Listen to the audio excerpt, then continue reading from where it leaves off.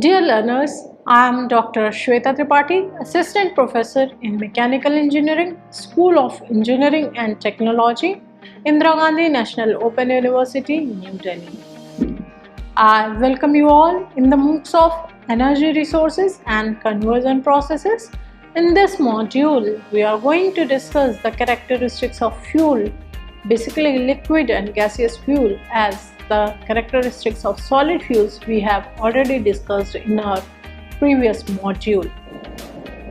The learning outcomes of this particular module is the knowledge of the properties of liquid and gaseous fuels, the properties which characterize the liquid or gaseous fuel.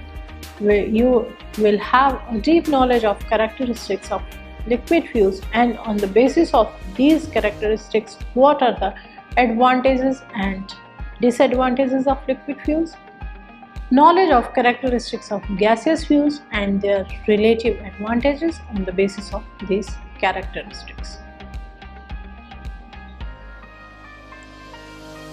The fuel. What is fuel? Fuel is the substance which produces energy after combustion or after burning.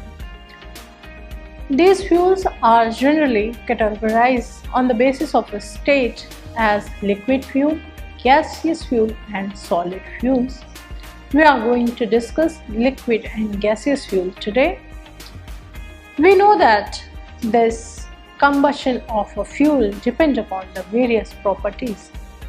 What are these properties? And the application of these liquid or gaseous fuel also depends upon the inherited property of these fuels, and these properties also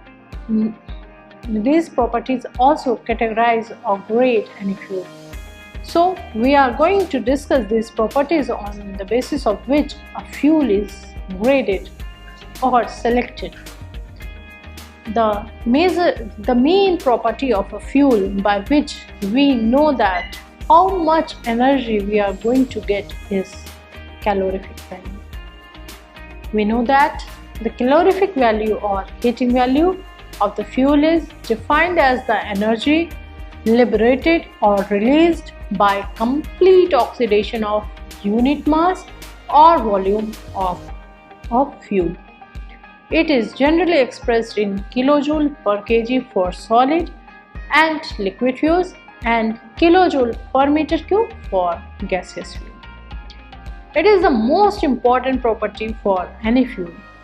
We will discuss it separately in another module. Then the next property is density.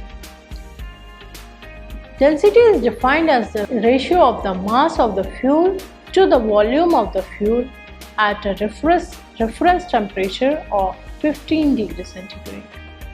It is measured by an instrument called hydrometer. The knowledge of density is useful for quantity calculations and accessing the ignition quality. The unit of density is kg per meter cube. Then specific gravity, or we call it relative density also. Specific gravity or relative density is the ratio of the densities mass per unit volume we just discussed, and relative density is the ratio of density of a substance to the density of a given reference material. Sometimes we take water. Generally for liquids we take water as a reference material, and it is always measured at that temperature where water is densest, that is 4 degrees centigrade or 39.2 degree Fahrenheit. For gases, we take reference of air at room temperature, which is 20 degrees centigrade or 68 degree Fahrenheit, and the term relative density is often preferred in general uses. If a substance's relative density is less than 1, then it is less dense than the reference. and if it is greater than 1, then it is denser than the reference. If the relative density is exactly 1, then the densities are equal, that is, equal volumes of two substances have the same mass. If the reference material is water, then a substance with a relative density less than 1 will float in water. For example, an ice cube with a relative density of about 0.91 will float. A substance with a relative density greater than 1 will sink. Then comes the flash point or ignition point. The flash point of a chemical substance is the lowest temperature where enough fluid can evaporate to form a combustible concentration of gas. The flash point is an indication of how easy a chemical may burn. Materials with higher flash points are less flammable or hazardous than chemicals with lower flash points. The autoignition temperature is not same as flash point. The autoignition temperature indicates the minimum temperature required to ignite a gas or vapor in air without a spark of flame being present. So the flash point and autoignition temperature are different, though the ignition point and flash point are same. So don't get confused from it. The flash point or ignition point is the temperature where lowest temperature where enough fluid can evaporate or ignite, and the autoignition temperature is the temperature, minimum temperature where the gas or vapor is ignite in air without any spark or flame being present. Generally, we prefer the fuels having less flash points because they are less flammable and less hazardous. But if it would be very less, then what will happen? The fuel will not be ignited. So the property is of for the fuel to be combustible, it is better to have higher flash point or ignition point, but from the storage point of view it should be slightly low so that the storage of that fuel is not that much hazardous. Then comes the viscosity. The viscosity of a fluid is generally a measure of its resistance to deformation at a given rate, and for liquids it corresponds to the informal concept of thickness. For example, if we talk about the syrups, medicine syrups, they have a higher viscosity than water. Viscosity can be conceptualized as quantifying the internal friction force that arises between adjacent layers of fluid that are in relative motion. Fuel which is too highly viscous can cause damage in the fuel pump also if we talk about internal combustion engine. For example, cam and follower will have wear due to higher pressure. Too low viscosity may lead to lack of lubrication because it will flow like water, so there will be lack of lubrication. Viscosity also influences the fuel delivery rate and the atomization of the fuel during injection. Then comes the sulfur content. Sulfur is a natural component in crude oil that is present in gasoline and diesel unless removed. Sulfur in gasoline impairs the effectiveness of emission control system and contributes to air pollution. Reducing the sulfur content in gasoline enables advanced emission controls and reduces air pollution. Then the properties moisture and sediment content. We know that if the moisture content is there in fuel, the combustion will be slower. Appreciable amounts of water and sediment in a fuel oil tend to cause fouling of the fuel handling facilities also, and they also give trouble in the fuel system of a burner or engine. An accumulation of sediment in a storage tank and or on filter screens can even obstruct the flow of oil from the tank to the combustor as well. So the moisture and sediment content should be less or negligible. Specific heat. Heat capacity, usually denoted by a capital C, often with subscripts depending upon the constant volume or constant pressure, or thermal heat capacity, we also call it thermal capacity. It is the measurable physical quantity that characterizes the amount of heat required to change a substance's temperature by a given amount. In SI unit, heat capacity is expressed in units of joules per Kelvin. We say that an object's heat capacity is defined as the ratio of the amount of heat energy transferred to an object to the resulting increase in temperature of the object.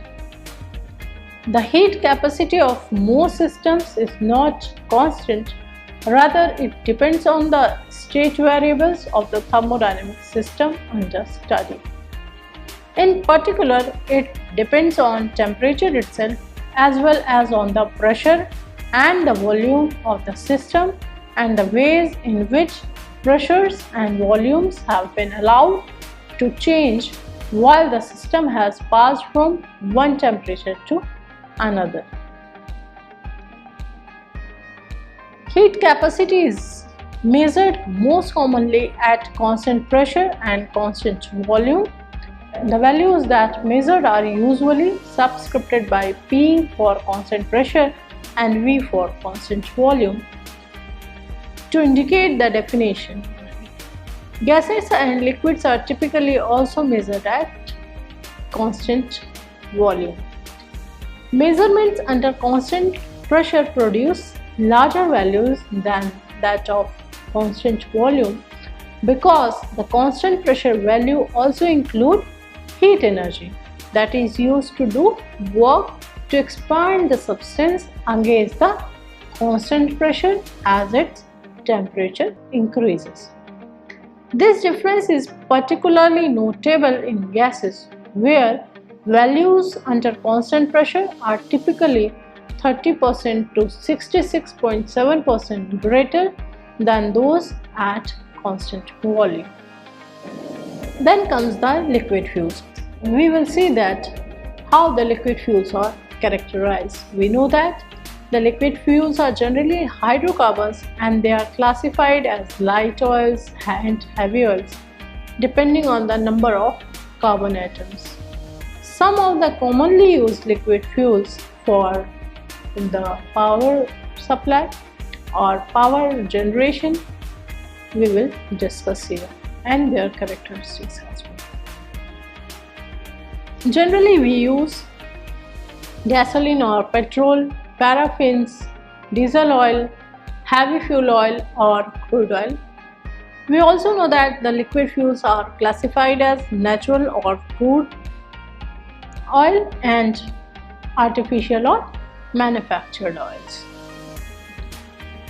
If we talk about the petroleum is a natural fuel, basic natural fuel, and is generally graded on the base of the properties that we have discussed, that are specific gravity, calorific value, flash point, ignition point, viscosity, sulfur contents, moisture, sediment content, specific heat, coefficient of expansion, etc. We know that the average composition of crude petroleum is carbon about 79.5 to 87.1%, hydrogen is about 11.5 to 14.8%, sulfur is about 0.1 to 3.5%, nitrogen is about 0.1 to 0.5%, oxygen is about 0.1 to 0.5%. Then the characteristics of manufactured liquid fuels. Manufactured liquid fuels are gasoline, diesel oil, kerosene, heavy oil, naphtha, lubricating oil, etc. All these are obtained mostly by fractional distillation of the crude petroleum or liquefaction of coal. So when we are using gasoline or petrol, what are their characteristics? The characteristic of gasoline or petrol. If we talk about an ideal gasoline, it must be cheap and readily available. It must burn clean and produce no corrosion on combustion. We have to also see that it should mix readily with air and also should easily vaporize. The properties which are responsible for mixing, and these are density, viscosity, and what is a property that will lead to the vaporization, volatility. So on the basis of these properties we will get these characteristics. It should not pre-ignite easily. It must have high calorific value. Then comes the diesel. Diesel or gas oil is generally obtained between 250 to 320 degrees centigrade during the fractional distillation of crude petroleum.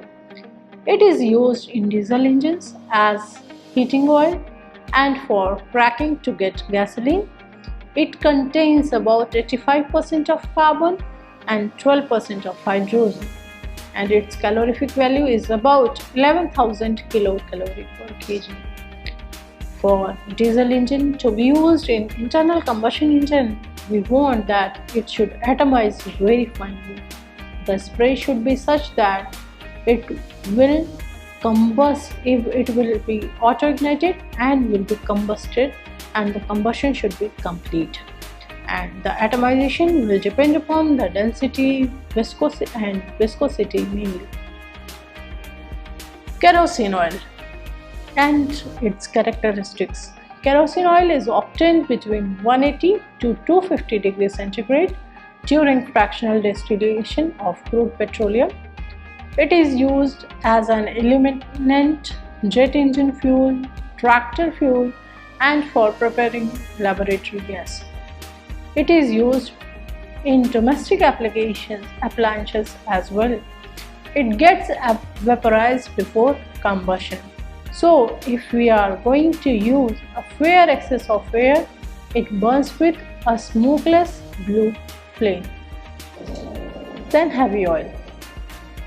Heavy oil is obtained between 320 to 400 degrees centigrade during fractional distillation of crude petroleum. And lubricating oils which are used as lubricants. It is also used as petroleum jelly or Vaseline, which is used as lubricants in medicines and in cosmetics.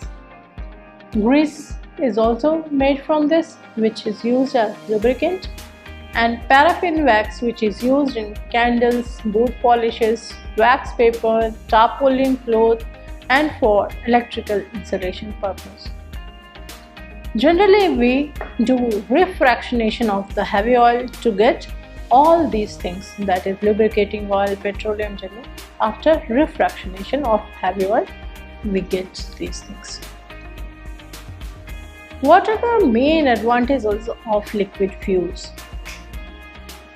As we know that these liquid fuels have higher calorific value than solid fuels. We also now know that they burn without dust, ash, clinkers, etc. We also know that they are easy to transport through pipes. It can be stored indefinitely without any loss, clean in use and economic to handle. They require less excess air for complete combustion. It requires less furnace space for combustion.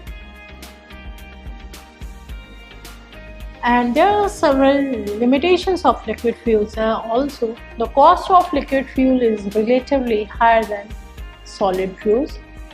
Special and costly storage tanks are required for storing. The risk of fire hazard, particularly in case of highly inflammable and volatile liquid fuels, is more. Generally, the odor of these liquid fuels is very bad. Specially constructed burners and spraying apparatus are required for the proper combustion. Then comes the gaseous fuels and their characteristics. Gaseous fuels occur in nature and are manufactured from solid and liquid fuels also. The gaseous fuels need very large storage tanks and are very highly inflammable, so chances of fire hazards in their use is high. Even then, there are several advantages of these fuels when compared with solid and liquid fuels. If we talk about the natural gas and its characteristics, natural gas is obtained from wells dug in the oil-bearing regions. The approximate composition of the natural gas is methane 70.9%, ethane 5.1%, hydrogen 3%, and carbon monoxide and carbon dioxide 22%. The calorific values of this natural gas varies from 12,000 to 14,000 kilocalorie per meter cube. It is a colorless gas and is non-poisonous. Its specific gravity is usually between 0.57 to 0.7. As these gaseous fuels are very advantageous, we know that they are easy to transport through pipelines to the place of use. They can be lighted at ease, are clean in use, do not require any special burner. Their heat content is very high. They can be preheated by the heat of hot waste gases also. The combustion can readily be controlled and they can burn without any soot or smoke and ashes. So, seeing the advantages of these gaseous fuels, many gaseous fuels are manufactured from the coal, from the solids, and from the liquids as well.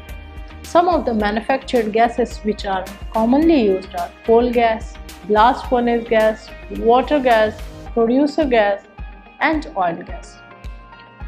Let us discuss their characteristics. Apart from these gases, hydrogen is very much used in this. We will discuss the hydrogen separately as a fuel, as a renewable energy source. So here we are not discussing hydrogen, we are discussing other gases. So first is coal gas and its characteristics. Coal gas is obtained when coal is carbonized or heated in absence of air at about 1300 degrees centigrade in either coke ovens or gas making retorts. Coal gas is a colorless gas having a characteristic odor. It is lighter than air and burns with a long smoky flame. It is used for illumination purposes as well as fuel. If we talk about its average composition, the hydrogen is 47%, methane is 32%, carbon dioxide is 7%, C2H2 is 2%, C2H4 is 3%, nitrogen is 4%, and carbon dioxide is 1%. Its calorific value is about 4900 kilocalorie per meter cube. Then the blast furnace gas. Blast furnace gas has calorific value of about 1000 kilocalorie per meter cube. It contains about 20 to 25% carbon monoxide along with carbon dioxide, nitrogen, etc.